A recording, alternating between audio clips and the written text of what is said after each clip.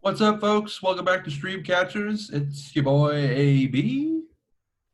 Hello there. I'm Jack. How you guys doing? Welcome back, folks. Jack's sticking with the hello there for a while. We'll hopefully you come up with a new one soon. I've got some, but I don't want to waste them all on Bad Batch. I know we've got bigger shows coming. Yeah, we are. We're about 2 weeks away from Loki. Hmm. Well, we're wishing everybody a happy Memorial Day. We're recording this a day late. We both had quite a busy weekend individually, so appreciate you for understanding a day late from normal, a break from the norm. But we are back talking about episode 5 of The Bad Batch, titled Rampage. Let's. You want to give a brief rundown of the episode, Jack? So this episode's goal is to find out who the bounty hunter is and who hired her. The Bad Batch has a contact named Sid, who we get a new character. I think she's part of the guild. I think they talked about that a little bit. The The bounty Jedi hunting guild. Informant. Jedi informant. Yeah, that's a better title, I guess. So they go and meet with her. She wants them to recover Moochie from some slave traders, and so they go and do this. It's kind of their introduction into bounty hunting, which I feel like is kind of going to be probably their means of making money in the future, because it's kind of what they're good at is ex-soldiers, kind of mercenary types. Yeah. So they go and do that. They find out that Moochie Moochie ends up being the Rancor from Return of the Jedi. I assume. I mean, I Right. guess Yeah. they allude pretty hard to it. Well, so they get Moochie, they bring him back to Sid, but as they're coming back in, what's the guy's name? Weird tentacle dude from Bib Fortuna.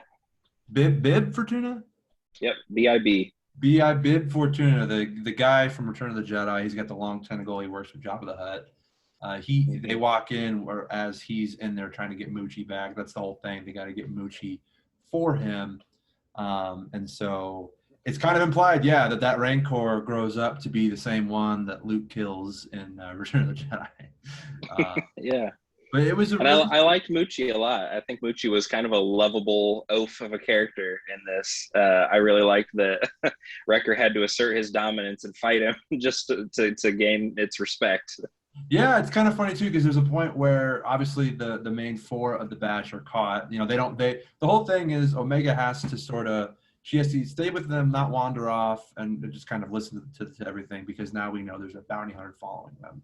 So they leave her with the ship. The four of them go to try to get Moochie. They get abducted by these slave traders, and so Omega finds out and she's got to go kind of help rescue them. Right. She as she's in there, she gets caught, but she also finds Moochie in a cage, lets him out. Moochie kind of helps save the day in a way, Mm-hmm. That and was the distraction that they needed. yeah, so it works out, and yeah, the Moochie character was kind of nice. He's just this rampaging rancor that is just kind of all about killing and maiming anything that's in his way. So Yeah. honestly, I thought this was one of the better episodes so far outside of the first episode. I really enjoyed it. It was a really fun, self-contained episode, just like the previous Yeah. three, I guess. And but I think this one had a little more heart. I really enjoyed this one a lot.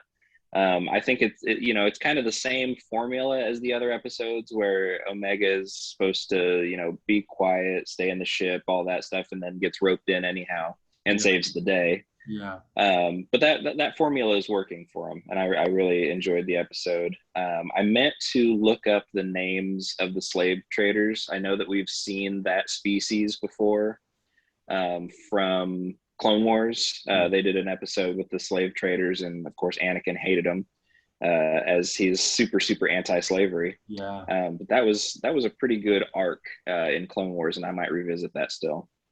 Yeah, there's a lot of arcs in Clone Wars that would be worth revisiting. I forgot about that one. That's a good one to bring Mm-hmm. up. Yeah, I think generally the episode itself was pretty solid. Getting to see a character that we recognize like Bib Fortuna is pretty cool. I like the part where Omega finds her weapon. there's a point where they're running away from the slave traders, and she sees this sort of bow and arrow that shoots laser bows. Yeah, it's like a laser string with laser arrows. She didn't get to use it, did she? I don't I think don't she think she did. did. She just kind of was like, "I'm taking this," Yeah. and Yeah. Hopefully we'll get to see that in the next episode. yeah, I don't know. I'm a fan of archers. I never really was, but between Hawkeye and Avengers, and after I binged Arrow last year, I've really grown to love archers. So having one on the team now, and especially it gives Omega something else to kind of do, and gives a bit of an Hmm. edge and more depth to her character.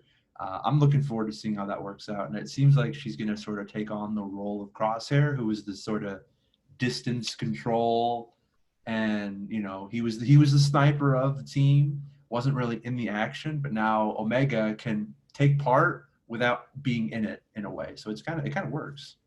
Wow, I hadn't thought of that, but that's a good idea. I like that. Yeah, so I thought that was like a really cool little thing that they added in there. And she showed her worth, man. She really is proving herself as part of the team. Yeah, absolutely. I mean, they get to showcase her, being super intuitive again. She was the only one that recognized Sid. She just kind of had a hunch and Yes. called Sid out on it, and Sid said something along the lines of, "You're smarter than your friends over there. They couldn't figure that out." Yes, they are. They're doing a lot with this Omega character, which I wasn't expecting. From the Hmm. trailers that we saw, and all of that, I sort of really just expected her to be. They didn't show her a lot in the trailer, but I expected her to just sort of be another part of the team. And I really thought the show was going to focus on the badge itself. So far, it's focusing on her pretty much the whole way through, which has me wondering if they're trying to set her up for future properties. That Um, would be cool. Other Like as an shows. adult after the Empire age, Yeah, that would that's be kind kind of of cool. what if she pops up in Mando, right? Like, Or Ahsoka, or Book yeah, of Boba Fett, or anything post Empire. That'd be really cool. especially if she is a force sensitive character, and maybe she Hmm. is, maybe she's not, but she's showing that she's a capable, Yeah, individual, and they're doing a lot to solidify her as really the main character of the show. yeah. And there's definitely going to be a revelation about Omega that we don't already know. I could feel it. I think so too, right? I think I picked up on that too. The point where she was the one that found Sid. Sid was kind of just chilling in the background, not saying anything, and Omega Yeah, knew. And there's there's something to her that they're really just kind of subtly giving us. So yeah. And it makes sense that Sid wouldn't want to talk to people, post Order 66, because she was a friend of the Jedi, yep, and the Jedi are extinct. And then these soldiers walk into her place, wearing altered clone trooper yeah, armor. Of course, she would want to hide. right. They were Or wearing the he. I helmets. couldn't. I actually don't know if it's a he or a she. Yeah, I don't know either. Were they wearing the helmets when they walked in? I don't remember. They were wearing the helmets when they walked in, and then they took them off. They took them Okay. off as soon as they walked into the place. Right. So obviously Echo looks exactly like all the other clones too. So Right. yeah, so it does make sense. Um, yeah, really, it's just another one of those episodes that kind of was just fun to watch. There was a decent amount of action in there, more development for Omega. Another episode, no Crosshair, No crosshair. I noticed it too. and I really was enjoying his story and his progress. And I'm really hoping when we get to episode 6 this week that there's more of him, because um, I feel like there's a lot more there to tell. But I don't know if that's something they want to do or if they're just kind of saving it for down the stretch. And even if he's not in the action, even if he's not in a fight with the Bad Batch, I'd like to see him on screen more. Even if it's just on Camino, Yeah, doing his own thing, going through his own revelations, his own plot line. I'd really like to see more Crosshair. a scene or two or of something, right? Just a bit of dialogue. Maybe he says a thing that adds another little bit of a layer to his character. I don't know, but I do want more Crosshair. Or We even know a that. little stinger like during the credits or after the credits, where it's just like a 1 minute deal of him finding out something about the future of the Empire, the clones, or the Yeah, Kaminoans, anything. I just want a little more Crosshair in my life. Same, yeah. I know it's not really like Star Wars to do any sort of post-credit scene or mid-credit scene, but why not, right? Like, Hmm. I don't know. I feel like when this show started, we were both a little, curious as to what exactly it was going to be. Um, Hmm. at this point, we know what it is. My expectations for it are falling. Doesn't mean I don't like it. I do still enjoy it, but I don't expect it to be anything that's going to outside of. I think that the purpose of the show is to establish Omega. I don't Yeah. think it's meant to be anything other than an enjoyable show. That's just enjoy this. I keep seeing memes about how comparing Bad Batch to basically just saying that Bad Batch is an episode 8 of Clone Wars, and I don't necessarily agree. I think that it's more its own. I think that obviously the animation is more or less the same, and Mm. it's written similarly, but we don't have those arcs. We don't have arcs like we did in the Clone Wars. The first episode kind of gave us the feel that it was gonna be more close to the Clone Wars with the narrator and the way that the title showed up on screen and Yeah, stuff. But now that are we 5 episodes deep? This was the five fifth deep. one, right? Yep. Now that we're 5 deep, I really feel like it's its own. I know. I forgot about that. That first episode had that narrator, and they just kind of dropped that. It seemed like that was, I guess, looking back, that feels more like that was a way to sort of hand the torch over a bit. Hmm.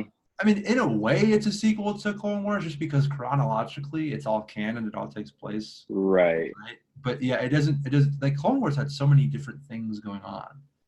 I think Yeah. I feel it feels like the purpose of Clone Wars was to fill the gaps between 2 and 3, episodes 2 and Hmm. episode 3, and then just kind of give us a little bit more depth between Anakin and Obi-Wan, and you could see more of Dooku and Grievous, and they introduced Ahsoka. Like it did a lot, and I think that it really helped make those two movies better. This just kind of feels like, hey, we introduced some characters in Clone Wars that we kind of want to explore more of, and we need content for Disney Plus. So let's just True.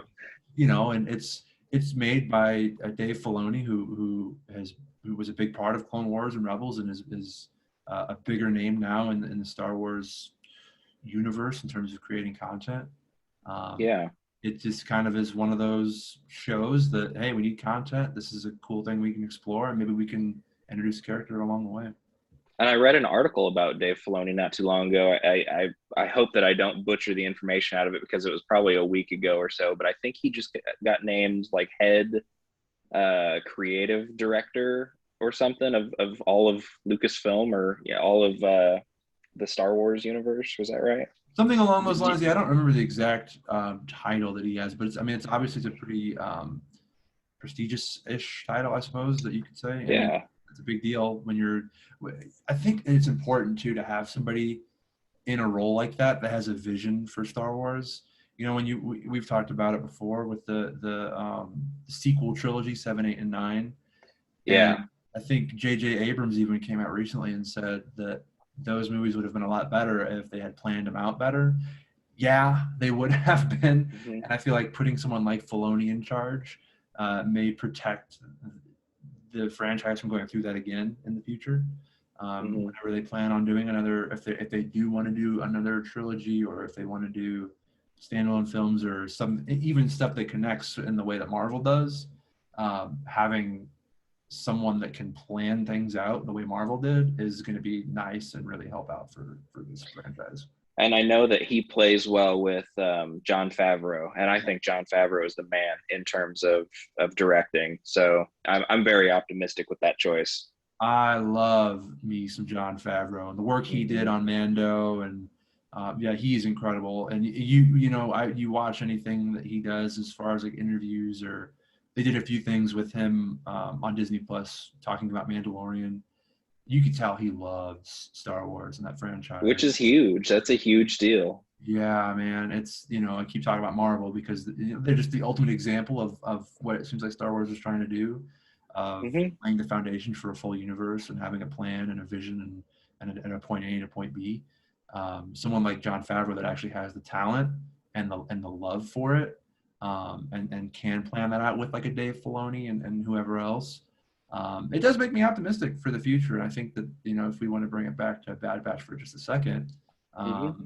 I think that this is another step in the direction of something small that isn't like a big deal, but if especially if they are going to make Omega a bigger character and set her up to do something else in the future, that's a really good first step. Yeah, I agree. So It'll be cool to see her. Hopefully, if it does go the way that we are hoping, it'll be cool to see her in live action. I'd be interested in seeing who they cast as an adult Omega or as a as a kid Omega. yeah, it'll be really interesting too to see sort of where this show leaves off. If it Hmm. is just like a one season thing, or if they plan on doing multiple seasons, really how it ends, I think will be big Yeah. in terms of what her future looks like, right? Because um, I guess I don't really want to spoil Rebels for you, but the way that it ends sets up intrigue, at least as far as like what's going to happen with that. And I don't know if they're going to explore that at some point, but I hope if they do plan on doing things with Omega, it'll be interesting to see if maybe the batch dies or what happens. That would create some interesting trauma for her for sure. Yeah, I don't. I would guess that the way that they're going to end season one of the Bad Batch, and I'm going to call it season one, sure. just because, will be in a way that if the fans don't, if there isn't a need for a season two, there won't be, and it'll be finished and kind of done. Yep. But also these characters will still be around to appear in other things. Yeah. Or if there's a huge fan outcry for season two, that's an option for them. Yeah, I'll be interested to see, right? Because I mean, we're still so early in the show. I haven't really Yeah, seen anybody say anything bad about the show, but I haven't seen anything as far as hardcore fan love in the way I that just haven't seen much. I haven't seen a whole lot of people talking about it or articles on it or anything. same, right? I mean, I'm sure if we Googled it, we'd find one or two things that similar to what we do, just reviewing each episodes. But Hmm. you know, with these other Disney Plus shows, Mando, Wanda, Falcon Winter Soldier, I'm sure we'll see it with Loki. Lots of love, like people talking about it on social media, articles, speculation, a litany of YouTube videos speculating what's going on. This show is significantly different from what those shows are trying to do.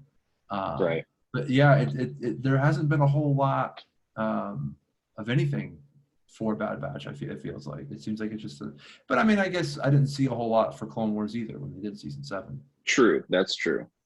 Yeah. It seems like Whereas in contrast to that, it's like when Mando is on, every single week, there's like 3 or 4 different news articles Mhm. about what's going on in the future of Mando, over analyzing the episode, all that kind of, good stuff.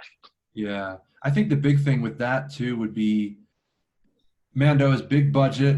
It's live Hmm. action, so it appeals to more people, right? Whereas, like Yeah. at a first glance, you look at Bad Batch, you think, oh, it's just a kids show, and I wouldn't call it a kids show. I would say that it's probably, if you're a kid, you probably enjoy it more than an adult would, but it's definitely anybody, any age, anybody could watch it.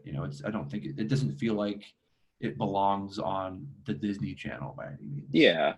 Just like with probably 90% of Star Wars content, there's kind of something for everybody there. Yes. But if you're not really an animation person, this is very skippable, I guess.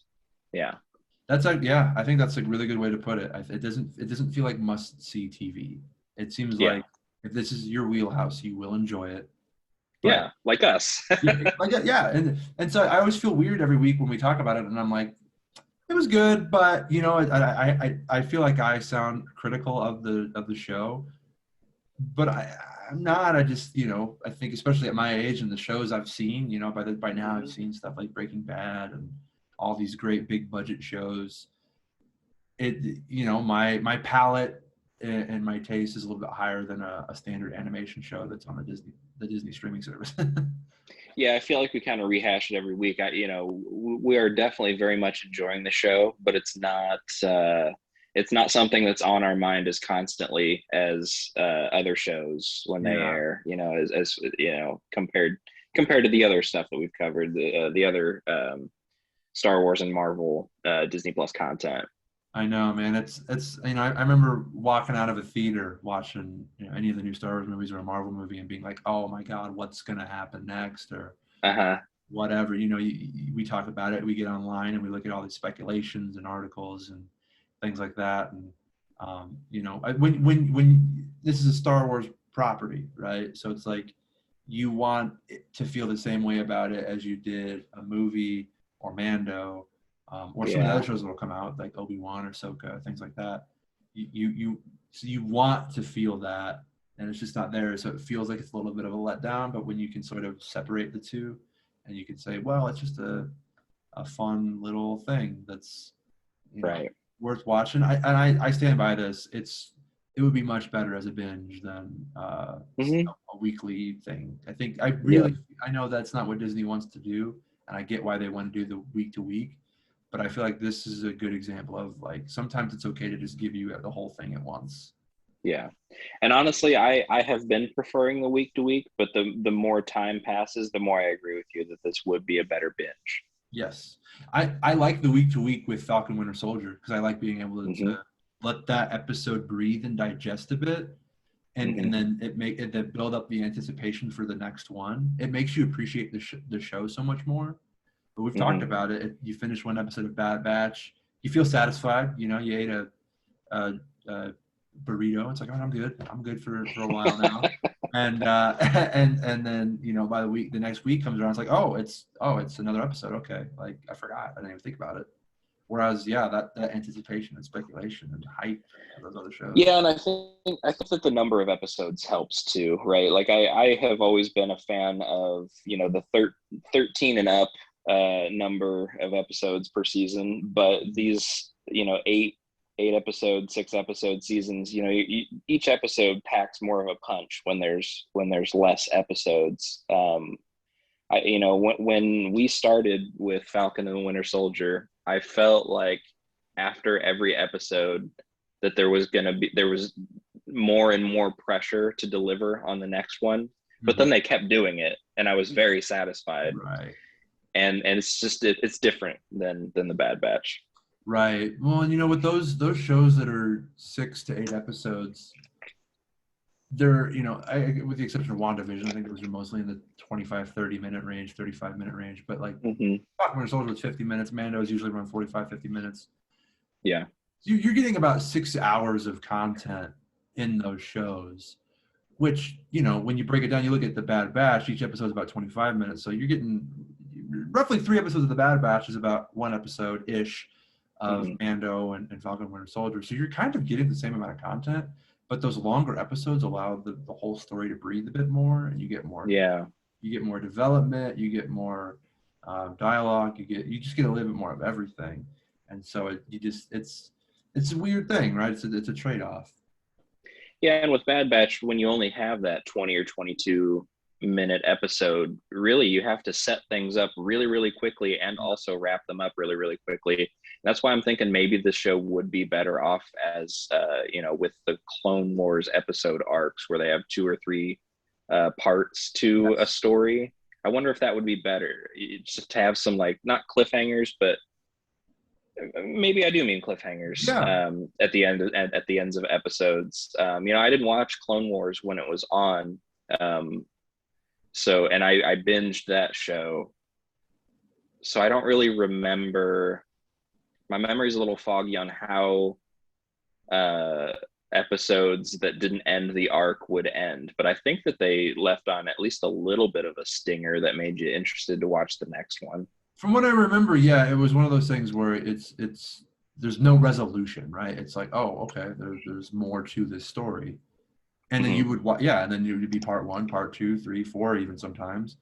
And I gotta say, I kind of thought that's what we were going to get in this, because season 7 of Clone Wars was that right? It was right. Bad Batch came around in season 7, right? I'm pretty sure it was the first. Say that again. Bad Batch, they were introduced in season 7, right? Of Clone Wars? They were, yes. I'm pretty sure they were. I think it was I think it was a 5-episode arc, and then the other half was the stuff with Ahsoka and Darth Maul. Might be worth it to rewatch that season.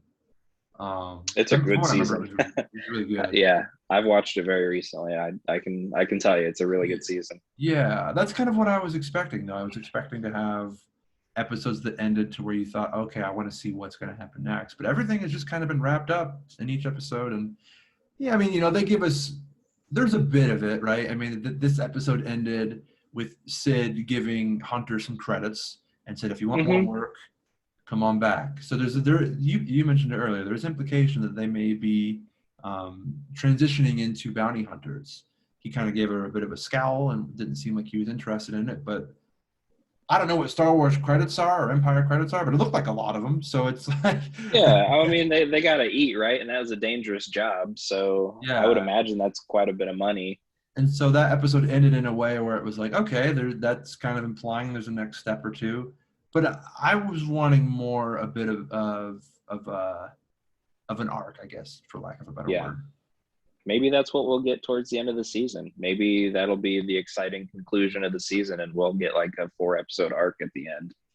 I could see that. I really could. I think that we're still kind of establishing the team. They're still establishing Omega. We talked about it. Crosshair hasn't had a bunch. If there's 16 episodes in the season, we're only episode 5 in, so there's still plenty of time to really keep adding to that story. I think that that the last 4, maybe 5 episodes could be an arc where it's like, okay, we've got all this set up, we've got all this development. Now we have the juice, the meat of the season, and it'll end on a high note. Yeah. I hope that's what we get. I think that'd be really cool. Or at least 2, 2 or 3, I think that'd be really good for the show Yeah. and good for the fans. But I think that my biggest gripe at this point is the lack of Crosshair. I think Crosshair really needs to be in every episode. Yeah, at least a cut, a bit of Hmm. dialogue, something.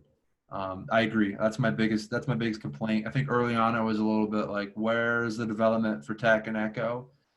They're not as developed as Omega or even Hunter or even Wrecker, but they've had a bit more of shine and a bit more added to them, and we see them a bit more than we did early on. So I'm a little bit more satisfied with that part of it. But yeah, we need more Crosshair, man. I noticed for the first time in this episode the shape of Echo's helmet, how it has to accommodate for his little Mm, robotic around the back of the head ear gadget thing, the kind of Lobot thing that he's got. okay. How it has did you notice that it's got this little gap in his helmet so that fits on, so he puts it on over the back of it and then pulls it forward so that he still has the robotic part on him, and then he just lifts it off and it's got that gap in the back. I I don't had really have anything to say about it. I just thought it was really cool. Yeah, I hadn't noticed that, but that is a nice touch. I'll have to watch out for that next time he's got it on. It's a cool attention to detail kind of universe building thing that I noticed. That is one thing that I will say that I like about the batch is that each person, I won't say guy because Omega's now in there, but each Hmm. each one is different and unique. They bring something to the table. There is something to each one of them. It's not just clones, and that's kind of the point of the batch, right? That's what it's supposed to be. But I could even like Captain Rex and some of the other clones, it was hard to really distinct each one because they're clones, right? If Right. they didn't have the blue or the yellow, whatever Hmm. on the suit, it was just like they're the same thing, So it's nice to Same have, voice actor, a masked character. Yeah. yeah, yeah, and so it's harder to obviously you cared a little bit more about Rex because he's the captain and he's got interaction with Ahsoka, Obi-Wan, Anakin, whatever, what have you. But it is nice to have a bit of character and differences between the 5 of them. And I'm still dying to see Rex show up in this show. I think he'd be great. Good call. I Good think it'd call. be a huge missed opportunity if they don't put Rex in this season. Good call. They alluded to him. They mentioned him when they were on I think it was episode 2, right, where they were with the deserter. Yeah. Hmm. They alluded to him, and I kind of thought we might see a bit of him. Haven't seen him yet. I agree. That would be a big missed opportunity. That was probably one of the more popular characters that was introduced in Clone Wars. For sure. I was a little. Episode 1 comes around and we see Caleb Doom, right, who Hmm. becomes Kanan Jarrus, and where they left that off, I didn't quite think we'd see more of him. I think when we talked about that episode, you kind of convinced me that we kind of have to see more of him. Surely he'll pop back up. but he hasn't yet. Yeah, and now, at least for me, it doesn't feel like he'll come back into the fold at all. I don't think so either. So that would be really cool to see him, but I can't imagine that he would come out and join them to fight the Empire when he's on the run from the Empire. He definitely has to be in hiding for Rebels to make sense, right? Yeah, because I can't imagine I mean, a Padawan would come through, help them yeah. out. It's just Honestly, at this point, it'd be hard to make any Jedi appearance work because every Jedi is supposed to be so secret from the Empire right now. yep. Yeah. If we see anything, it would probably be I could see a small appearance from Ahsoka, just a quick helping them out, but that I think is even a stretch, and I would not expect to see that. That would be the only thing that makes sense. Hey, here's similar to the deserter. Here's shelter for a second. Go about your business. I can't imagine we're going to see these sort of Jedi at all. Yep, I agree. So I agree. So anyway, I've only got one more note, and it's a small one. I noticed there's kind of a blink and you missed it line where Wrecker is complaining about his head hurting again. I don't know if you remembered that.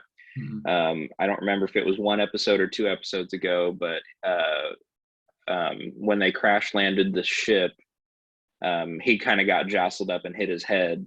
And in this episode, he's talking about his head hurting, and then he kind of walks off screen. I don't know if that's going to play into a grander scheme of things. I don't know if maybe he's got a continued brain injury of some sort, but he's definitely complaining about his head hurting in more than one episode. So we'll see where that goes. good eye. Yeah, I didn't see that at all. We'll have to watch for that, I guess. Yeah, it was seriously like a 5-second thing. Hunter and Wrecker are sitting there, and I think Wrecker just kind of holds his head for a second, kind of mumbles, on my head or something like that. And then Wrecker asks him about it, Hunter asks him about it, and Wrecker says, I'll be fine, and then walks off. It was just kind of a introduction for it was kind of a throwaway line to introduce a new scene. Okay. Yeah, that's gonna be, maybe we will see a few episodes of Wrecker can't really help because he's injured from because you're talking about when he was fighting Fennec, right? Or was it a different? I'm talking about when they crash landed the ship on that planet where they fought the dragon. Yep. Okay. Yeah. He hit his head. That's right. Yeah, because that was the whole thing. He just stayed with the ship because he hit his head. Yeah. Okay. Huh. Okay. Yeah, I don't know. I mean, he did jump in and fight Fennec, but wasn't really much of a match. Maybe that is a throwaway excuse. Oh, that's true. And Fennec did knock his lights out with one punch. Yeah. But then he also went toe-to-toe with a Rancor in this episode. So he's kind of all over the map. I don't know. Yeah. The Rancor was punching him, and he was punching the Rancor. So, yeah, it's who knows? Maybe there is something there to that. I don't know, though. We'll see. I just feel like they wouldn't do that for no reason, right? Right. There's got to be something there. There has to be. There may be a point where, because when you have 5 characters, you can't have all 5 of them in the action at a time every single episode. As we've seen, right, they've created excuses to keep some with the ship and have some go on. So that could be just another creative way for them to sort of keep him out of the way. So maybe Tech or Echo can have more of a shine a bit. Yeah. I'm sure that it'll get resolved at some point, but we could see that pop up in an episode or 2. I think a good way to kind of showcase the characters that we haven't gotten a whole lot out of, such as Tech or Echo, would be to separate the team for longer than just, part of an episode. Maybe have a couple characters get stranded on their own or get separated, taken, something like that, to separate the batch for a little while and get to showcase, maybe have one episode that's just Tech and Wrecker doing something, and then the next episode takes place during the same timeline, but it's the other characters. Yeah, I agree, and that's another reason why episode arcs would help, because you could have a situation where they're split up, and then it's like, oh no, Tech and Omega are here, and they have to do this, and then you see them work together. I think using the spotlight Omega has had so far to sort of help develop these other characters we haven't seen much of would be a really good use of what they've done so far for her. And so, yeah, seeing an episode where Echo and Omega have to work together to get back to the group, or Tech and Omega, or whatever, right? I agree. I think that separating them for longer than 5 minutes would go a long way to help establish the other guys that we haven't seen much of.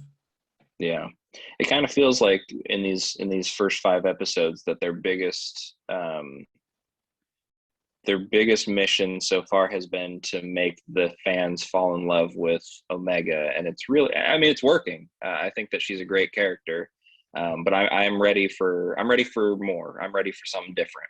I agree. I don't know that I'm in love with Omega. It almost feels like they want to create the same craze for her that they did with Grogu, Baby Yoda. Do you think so? I don't really feel that way. I don't know. It's two, not infants, but younger-ish characters. Everybody loved Grogu so much. He really has become sort of the new mascot for Star Wars in a way.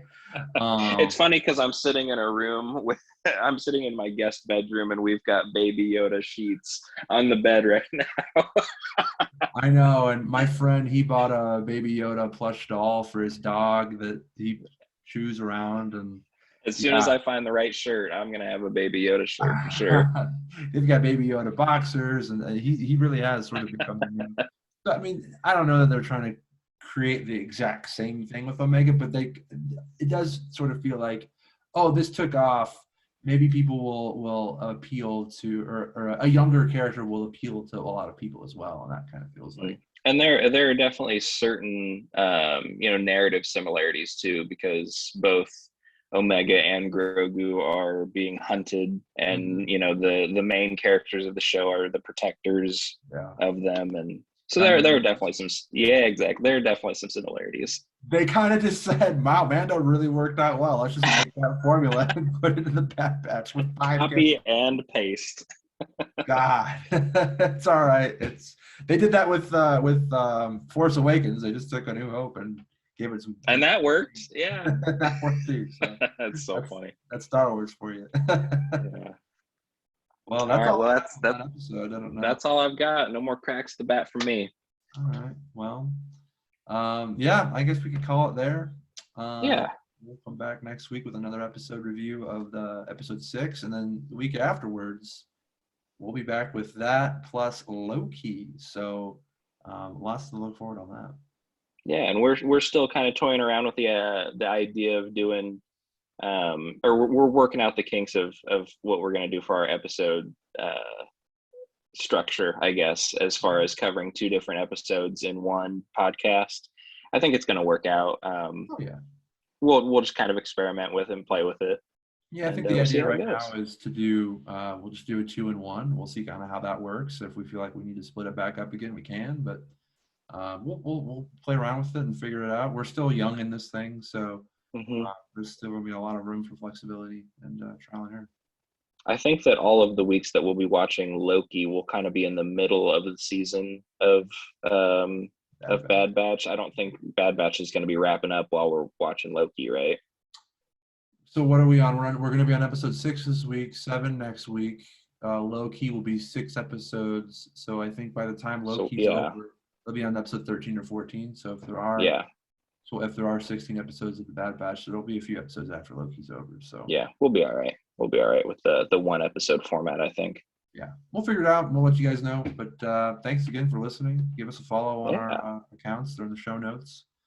Yeah, thanks guys. Take care. Until next time, we'll catch you later.